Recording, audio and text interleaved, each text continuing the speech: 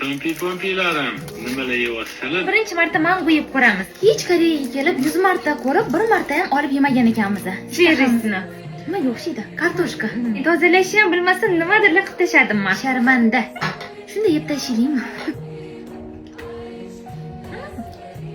Qovondami?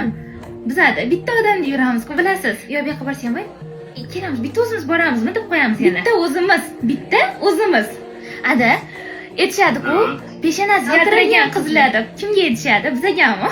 Sen o'zi kichkinaligidan chiroyli edilar. Hozir ham chiroylisanlar. Kosmetika biznesi bilan shug'ullandilar.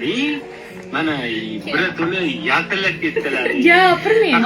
Peshon yuzlari hamma yog'i yaltillayapti. Silliq. Oqibati shu kosmetika. Shu onangga ham o'rgatib qo'ydilar. Onanglar har kuni shu oynani tag'idan ketmay yuzini yaltillatib oladi. Ko'p klientlarimiz o'zi yozishadi. Fotima Zuhra, nima bu?